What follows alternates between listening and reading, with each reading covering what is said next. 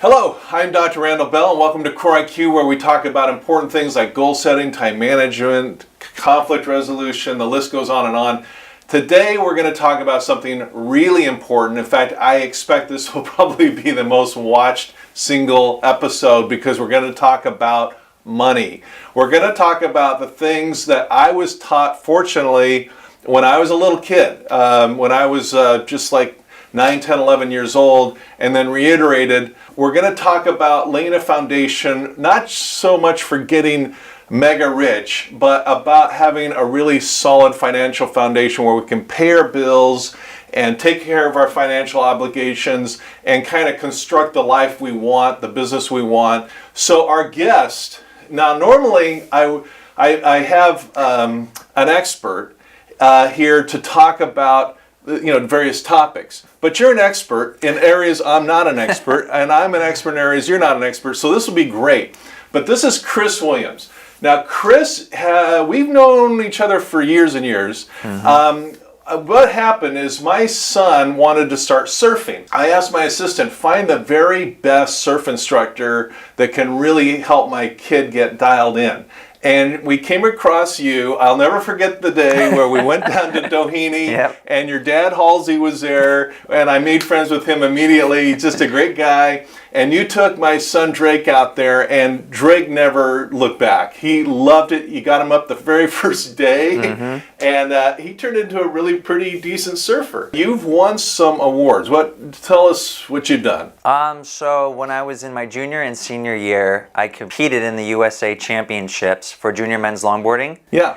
And that was a multiple day event that started at Huntington Beach. And then if you qualified through enough heats, you got to go and surf at Lowers Trestles in the finals, which is what people would argue as the best wave in California. Yeah. And so that was with 3 other dudes for 35 minutes, which was all-time epic. Waves were good, absolute blast. So I got to do that senior and junior year, and I won it both years in a row. Yeah, so national champion. And so that's really cool to go through life with that kind of accomplishment. And the thing is that we're here to talk about money, and I hope I don't embarrass you, but if I do, I don't care. I'm going to still do it. But the thing is that Kris has just been a solid, good guy. You don't win national surf championships by being, stoned and drugged up. And I'm sure you knew kids, and I knew kids in high school that took kind of a bad path. I'm not saying that they can't, change, because a lot do, fortunately.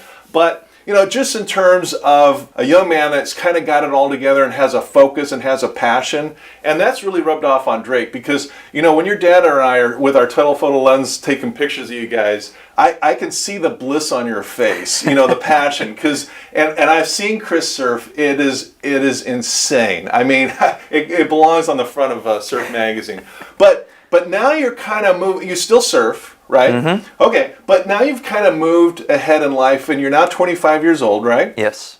And you've got a job, and you got to start thinking about, hey, okay, had a great high school, made some really smart decisions, have some really super cool accomplishments under your belt, but now it's like, hey, business, money, how do I kind of manage that? So Kris and I are going to talk about these issues, things that every 25-year-old or anyone right out of college should know to kind of build that solid financial plan, that foundation. Does that sound good? Yeah, absolutely. Okay. So what we're going to do here is I've got a whole bunch of things I want to share, but let's start off now with questions that you've got. I mean, authentic, real questions that as a 25-year-old guy, and men or women, it certainly doesn't matter. What questions do you got? Well, I don't really have any background in finances, and I haven't been with a financial planner. I haven't invested anything, so I have kind of a blank slate full of questions about, investing in stocks and bonds, right, how to build a good credit score, how much should your paycheck be allocated into rent, expenses, savings, and stuff. Right. So I'm kind of just all over the board with questions. Okay.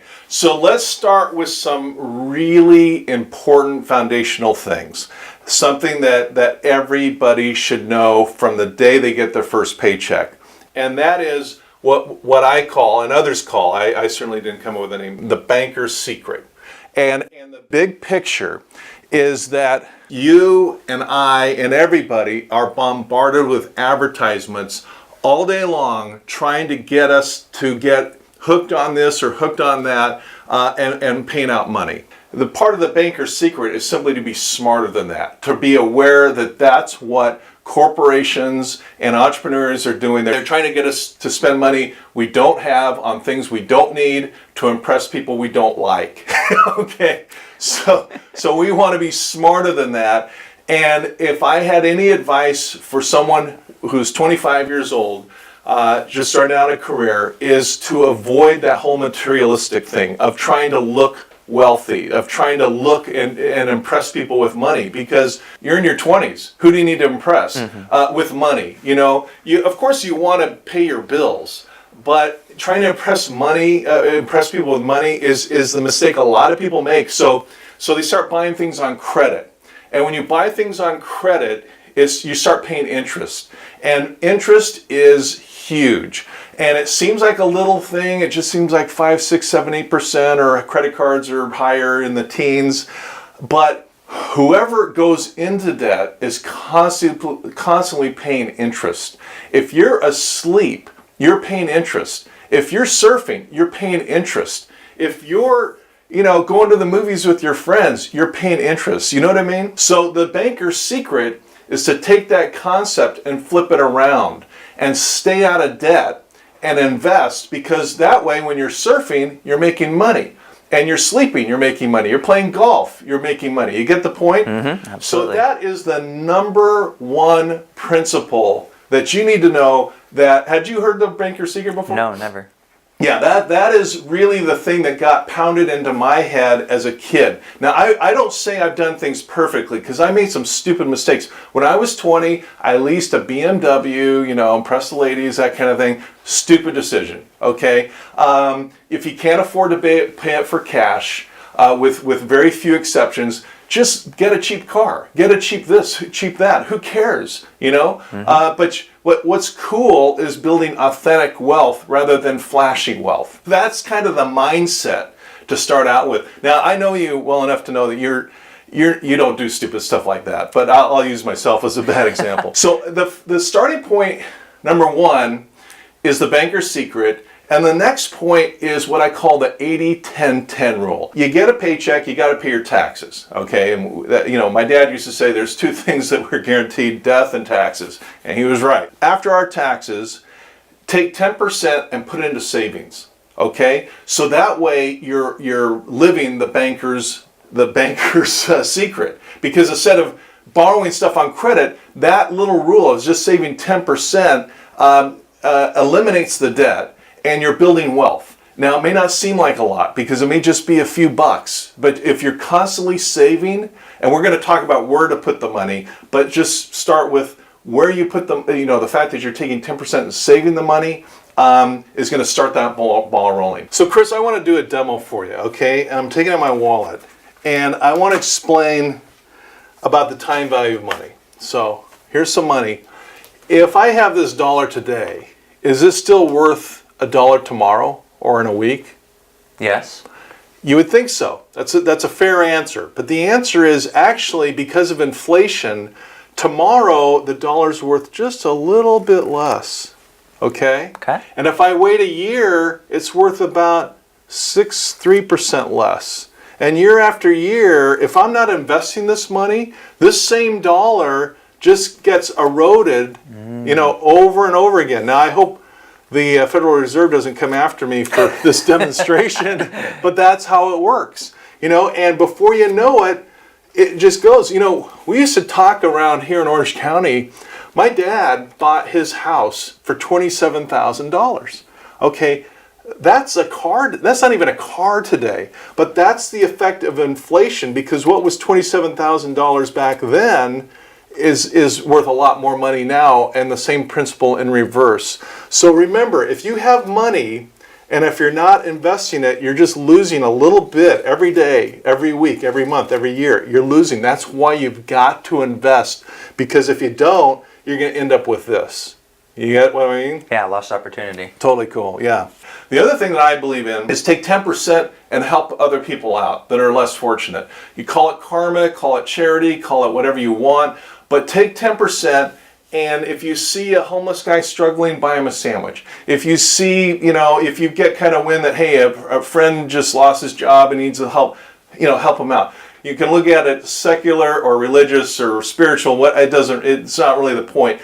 By helping out and contributing, you feel better about yourself, and it's just a cool thing to do. So and then you live on the 80%.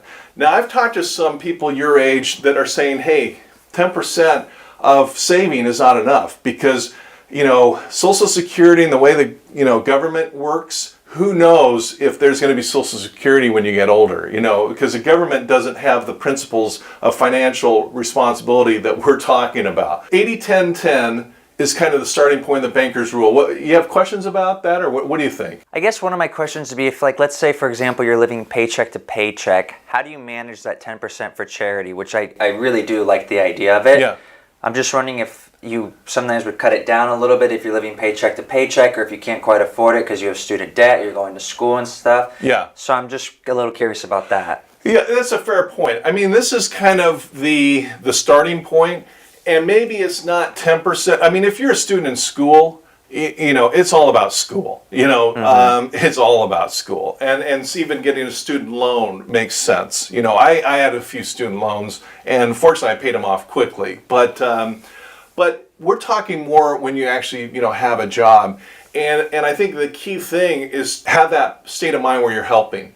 Now, you got to be careful because there's a lot of fraudulent charities out there. Before you give money to a charity, you want to look up what's called the IRS 990, which is the charity is required by law to file a public statement of where they give their money.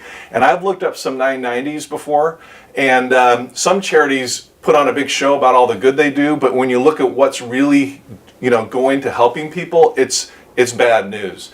So sometimes you want to kind of take charity in your own hand and say, you know what, I'm going to just take $5 this week, and if I see a homeless man or woman, I'm going to buy him a sandwich. You know what I mean? Yeah. It's really an individual, personal thing. But the point is that on the charity side, we want to be doing something to make the world a little better. Yeah. Don't get too hung up on is it 10%? Because some people give away 20, 30, 40%. I mean, the thing is what's right for you, but you're doing something.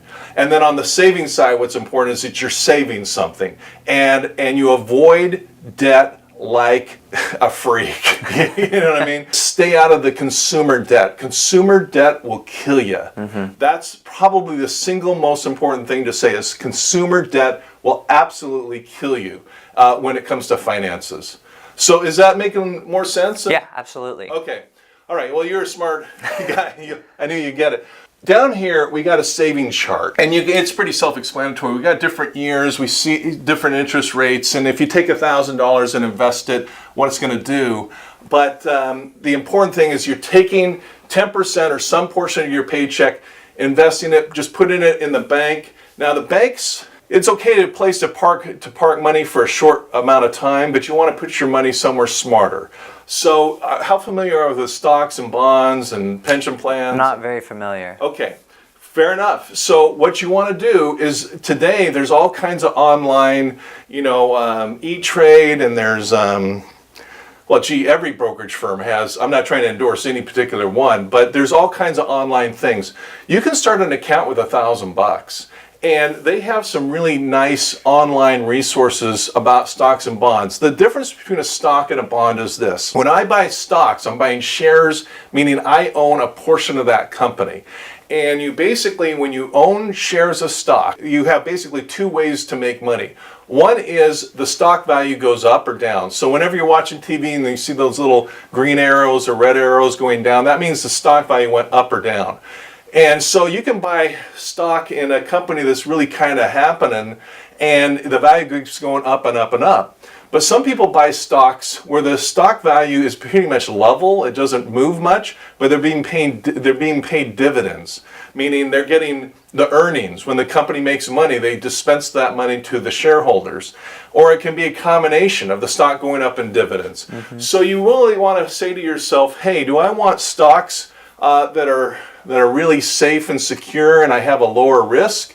Or do I want to be aggressive and put my $1,000 into something that, I'm going to just park the money in this company I believe in and come back in 15 years and hopefully it's gone crazy? Or maybe you do a combination of that. But that's basically the game. Invest in companies that you're using because they're likely to be the ones that are going to be around. So if you're using A, invest in A. If you're using XYZ, invest in XYZ. I don't want to mention any companies, but you know what I mean.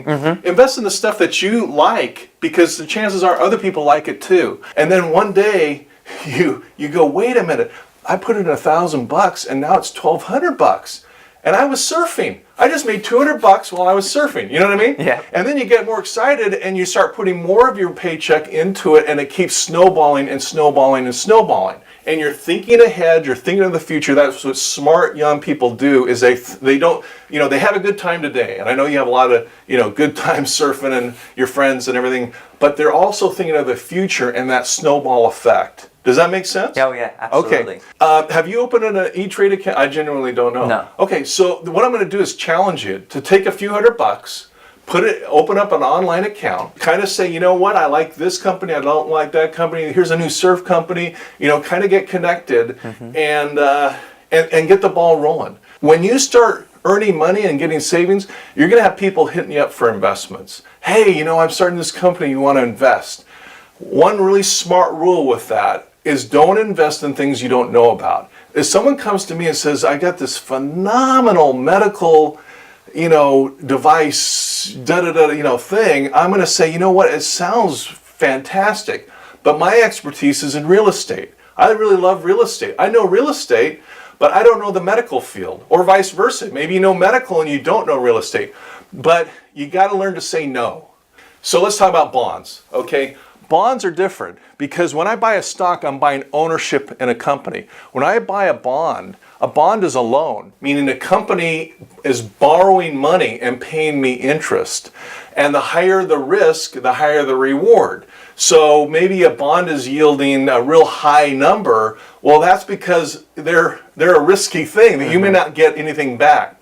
So there's two things to worry about, the principal and the interest, okay? The principal is I put in $100 on the bond, and the interest is I'm getting 10 cents or 7 cents or 12 cents, on the dollar in interest. And you can buy some bonds too online as well. It's just understand you're basically loaning that money to the company in the hopes that you get that money back plus interest, as opposed to buying a stock. Okay, does that make sense? Yeah. Okay, so maybe invest a few $100 and put a little bit of money in the bonds and some in the stocks. Are you familiar with mutual funds? No. Okay, here's what a mutual fund is. You say, you know what? That company looks really good, and that company I don't know about, and this is all too confusing, and I don't want to put all my eggs in one basket. A mutual fund means when you buy a mutual fund stock, you're basically buying stocks and bonds in lots of companies. So it spreads the risk out. So if one company takes a dive, your whole investment doesn't go away. You see what I mean? A lot of my money is in mutual funds because it spreads the risk out. And I don't like a lot of risk. I don't want to lose money. So the whole world economy has to collapse before I lose money. And that's a risk we just kind of all have. I don't think it's a real big risk, but that's the risk. So that's a mutual fund. From there, you can go, for years and studying all the things, but it's important that you kind of start with those basics, make some investments, and keep adding money to it. We've got this big blue area because 80% of your money, give or take, is going to go into living expenses, okay? And we want to talk about budgeting because so many people, they can be proactive, which we're going to talk about, taking control of your money and budgeting that out, or reactive, saying, I got this check and I'm not, really paying attention. And they just kind of react to the bills that come in, okay? So with money, we want to take charge. We want to take command of our money. Whether our paycheck is really small or huge or somewhere in the middle, we want to be in control of that. And we do it through budgeting. So basically we have a sample budget here where we take our income after taxes, and then we've basically itemized all the different expenses that you can go through here. So here you earned $1,300, you have a mortgage or rent. The general rule is you don't want more than 25% of your money, of your after-tax income going into rent or a mortgage, because you need other money to eat and pay your for utilities and go to the movies and have some fun. That's the general ratio, is that 25% ratio. Now, some people really overextend, especially like here in Southern California, where a lot of people are trying to put on a show with a big house and all that kind of thing. But the general rule is, if you can't afford it, don't buy it. Live cheap. And I know some people with hundreds of millions of dollars, and they live really, really frugally, because that's how they made their money. So, and they do it with a budget. So you just basically go through one at a time, and then you say, what's this ratio look like? And then what can I do to do two things: make this number higher in terms of income, and what can I do to make my expenses lower? And that's the game we all play through life, is how do I earn more money, and how do I cut my expenses and make that gap even bigger, so I'm constantly going more and more into this red zone of savings and building up my savings and investments. In today's society, we got checkbooks, we have debit cards, we have credit cards, different ways to pay for it. A lot of times people get the statements, they pay it, throw it in a box, and forget about it. And what would be really smart is, instead of throwing it in a box and forgetting about it, is to take a few minutes and kind of look over these categories and look back and say, this month I went to Taco Bell, and then I went to Del Taco, and then I went to McDonald's, and I went to Burger King, and you add it up and saying, wait, that one expenditure wasn't a lot, but it kind of added up. Maybe I had to dial that back a little bit. Again, you want to enjoy life, but you kind of need to budget your money too. It's a balancing act. You know what I mean? So go back. And whether you want to go back 1 month or 3 months or just going forward, that's your decision. But pay attention to your statements and kind of add things up. Another thing, Kris, is a lot of people do the budgeting and they pay off their credit card and they pay a little bit for charity or helping someone unfortunate, and they've already put the money in the savings, and the month comes to the end and they've got $200 or $300 or $400 left over. And the mistake people make is, hey, what am I going to spend that on? Well, why not spend it on nothing and just amp your savings up even more and more and more? And it's really not rocket science. The thing about money is that these basic principles apply to everyone. A millionaire or someone just starting off in their career, they apply to everyone. Does it make sense? Yeah. So far following. Questions? One question I would have is, what are some expenses that people fall into that are actually, I don't want to say easy, but there's some they're an expense that someone can avoid. Yeah. If they just kind of think and recognize that expense. Yeah, that's a really great question, because I think a lot of people eat out a lot. That's bad in two ways. A lot of the food we buy is processed, a lot of salt, a lot of sugar, and when they're jacked up on salt and sugar, it's just not healthy. But it's also very expensive. You can buy, at bulk and eat a lot cheaper. I think that's a big one. I mean, when you're kind of looking through this, are there areas where you say, hey, I could maybe do a little better here or there? Well, one of the ones that I recognize that I kind of fall into is foods and groceries. Yeah. I spend money every single day on coffees, and I know something that I could work on is just getting a cheap, easy coffee pot and just making my own coffee right there and saving. See, that's smart. It's okay to treat you. It's not about becoming a miser and living like, out of a cardboard box or something like that. You want to enjoy life, and if you like coffee, drink some coffee. But if you can also kind of tone it down with some, a coffee pot at home, and maybe cut those expenses in half a little bit, those are some smart moves, rather than just kind of depending on the, expensive cup of coffee. So that's a good one. What else? What else are you thinking?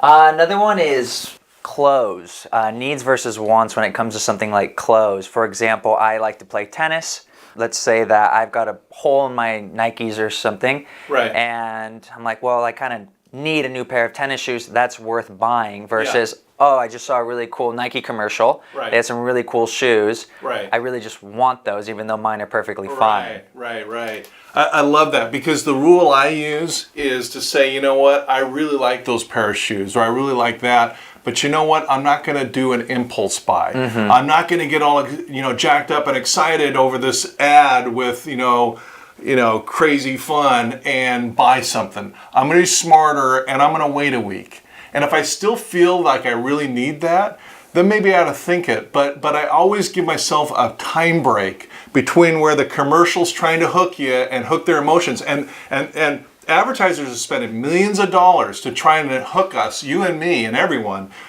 so take a little break. And I like what you said, because there are needs and there are wants. And a lot of things we think are needs are really wants. And we can make do with what we got. And as we keep that investment, that bottom line growing, it gets more exciting. And it's easier to turn down those kind of junky decisions where we had to have that t-shirt for $15. We wear it one time and it's like, what t-shirt? You know what I mean? Yeah. Okay. What else are you thinking? Car payments and trying to get that paid off. That's one thing that I'm always kind of aiming for, because I feel like that's an expense that I can get rid of, and it would just be nice to have that extra money every month to put into my savings. I got you. I'm going to tell you a little story, and I swear this is true. I went into a car dealer once, and I picked out a nice car. And so we sat down and they handed me, they didn't even ask, they handed me a credit application. And I said, no, I'm going to pay cash. And I said, can I get a discount if I pay cash? You know what their answer was? No. No. We make more money off people that are going to buy with car payments. So really my advice is buy a cheap car for cash and avoid the payments, because that interest adds up. And the other trap people get into is they buy a car on credit, and then they pay it off, and then they trade it in and start the payment thing all over again, rather than driving it. My kids make fun of me because my cars, I buy nice cars, but I drive them forever. I drive them till they die. And I wish my car would die, but it just keeps running. And I've made a commitment to myself, I'm not going to dump this car until it dies. The smartest thing is to say no. Because it's really easy to say yes. Yes, I want to buy this. Yes, I want to buy that. And it's hard, and then you're stuck with it, and it's hard to get out of it. So smart finance is saying no in the first place. But you said yes, and you said yes to a car payment, and that makes sense. That's okay. But you're right. You want to pay that car off as fast as you can. If you have a few extra bucks, put it towards the car, pay it off, and then keep it for a long time till that sucker dies. The other thing, options we got is, really wondering how much do we really need cars with Uber now? And in the budgeting, you might say, hey, a car costs me this much, an Uber costs me that much, and look at public transportation or Uber as there's no right answer for anyone, but consider those other options where it might be cheaper. You know what I mean? So step number one is don't buy anything, including a car, on credit unless you have to. And if you do, pay it off as fast as you can and keep it and drive it. Does that answer that? Any questions about car payments or that guy? No, I just like that. Just because you pay your car off doesn't mean you have to go trade it in. It's like, oh, well, it's time for a new one now. I like that. You pay it off, now drive the sucker until it dies. Yeah. That was good advice. Exactly. And a buddy of mine just bought, his daughter just turned 16, and he got this really nice car. I won't say the brand, but it's a really solid brand, for like $2,500, because that was the trade-in value. So he says, well, I'll give you $2,500. Now his daughter has a nice solid car that runs really well, and he paid $2,500 for it. You know what I mean? So that's another one is look at those used car options and stay cheap on the cars. So another question I have is, what is your opinion on subscriptions and how we manage those? Because I know there's Netflix, there's Hulu, there's Spotify, Amazon Prime. Seems like it's really easy to kind of fall into having all these subscriptions, which really add up at the end of the month. Yeah, that's a great question, because with the internet, and there's all kinds of opportunities to, in going digital to subscribe to and want everything. Lots of ideas. One is, you got a lot of friends. Maybe you get together with them around the table sometime and have a pizza and have everyone over and say, hey, I got this problem. I got these 10 subscription. I've got 10 friends here. Why don't we each assign ourselves one? And then, on this night we'll watch the movie at your house, and this time we watch it at this house. And do we really need this? And just have the conversation and see how maybe you can kind of spread it out and trim it down. So what you're taking 10 subscriptions or whatever, 5, and bringing it down to just 1 or 2 that you really need, and having a buddy or two, with the other ones. Would that work? That kind of idea? Yeah, that makes sense. I think there's also something like a family plan where you can split it between, if you have 10 people on the family plan, the cost of the subscription goes down. Yeah. So I think that's also a great idea as well. And also, Kris, you want to be really careful of something that's free, but in order to get your free thing, you got to put your credit card information in. There's some small print, and you know how it is. Once you say yes, it's always easy to say yes. It's hard to say no. So before you say yes and put in your credit card information, try to navigate and remembering to get out of it in 3 months. They make it a pain on purpose because they want to trap people. I mean, literally, they want to trap you financially. So if it's free, great. Hey, I left free stuff. Give it to me, but don't give your credit card information out with that. Okay, so Kris, what other questions have you got here? One question I have is there ever an example where it's worth going into debt to acquire something? That's a great question. The answer is yes. I think the number one thing is a house mortgage because most people can't buy homes for cash. So that's kind of an obvious one. But that being said, even with a house, we want to put as much money down and we want to pay off the mortgage as fast as we can. I've bought properties for cash and I bought properties with mortgages. And when you look at the mortgage statement over time, you're buying that house. You're not just buying the house, you're buying the house and buying it a second time for the bank. Or maybe even a third time, depending on the interest and the length of the loan. So the answer is yeah, buy a house, get a loan. But a lot of people are trying to buy a house. They're pushing it too far, too aggressively, too big of a house, too low of a down payment. Stay away from that. Just get a more modest place, pay it off. And then once it's paid off, maybe keep it as a rental and then buy another house and keep those homes. There's all kinds of strategies. But yeah, a house is one. The other one, Kris, is student loans. I mean, education is just, crazy and essential. Society is now a freight train going 60 miles, 100 miles an hour, pick your speed.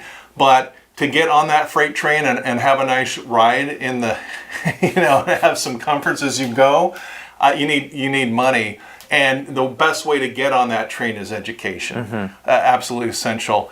But I would really absolutely avoid consumer debt with a credit card. That's death financially. Anytime you're borrowing like that. But basically a house and a car and education, I would say number one, house. Number two, education. Number three, a car. And the car one can often be avoided. Kris, we were having a good conversation. I hope you're learning a little bit. What other questions have you got? One of them would be, let's say you've fallen in debt. What are some ways to get yourself out of debt? That's a great question because we make mistakes, don't we? I make mistakes, you mistakes. Yeah. Maybe you don't, but I do. Other people do. That's a totally legit question. So I'm going to demonstrate that, and I'm going to get my best friend, best friend with finances, and the first step, really, literally, is you take out your wallet, you take out a credit card, real credit card, okay, and you know what you do? Boom. You start just cutting it up. You cut up all your credit cards. That seems a little drastic. How on earth am I going to live without that? You just stop spending on credit, okay? And you go into a whole new mode about money, okay? You stop the bleeding. I mean, if you are in an accident, the first thing the doctor or the paramedics are going to do is stop the hemorrhaging, okay? That's what we just accomplished financially. And then we take the 80-10-10 rule and we amp it up. We take 10% and we still give to charity because we want that karma, we want that discipline, we want to help people even if we're hurting, okay? Then you take 10% and it still goes into savings, okay? And then you take 20% of whatever you earn and pay off the debt. So if you take 100% and you take off 10 and 10 and 20, you're now living on 60% of your earnings. That means living really cheap. You're buying spaghetti, you know what I mean? And peanut butter and jelly. Yeah, peanut butter and jelly. And you do that and the debt will go away in time and the bleeding is stopped, the healing is done, and then you get back on the 80-10-10 rule.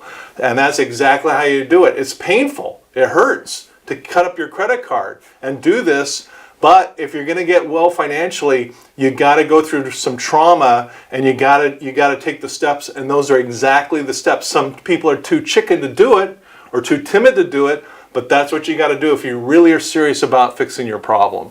So another question I have is, what are some good ways of building a good credit score? You know, credit scores are important. Credit's important, and that's a great question because we do want to get that solid and keep it solid. Okay. There are 3 credit reporting companies, and a lot of times, I think by law even, they have to tell you what your credit score is for free once a year. And so the first step is to know what your credit score is, and they're all different in terms of how they rank them, but they basically come down to a number: 500, 600, 700, and the higher the number, the better your credit score. Some consumer-oriented enterprises are trying to get you to use and overuse credit so that they can sell you more stuff. So you want to first, put the brakes on that, be smarter than that. But that being said, you do want a solid credit score because when it comes time to buy a house, you want to be able to, qualify for the loan. So the other thing, Kris, is a lot of times, have you seen where they say, hey, here's a credit card that's got 0 interest for the first 3 months? That's a trap. Because there's always introductory values that you want to adapt a long-term view and say, well, 3 months, big deal. What's my interest rate after that?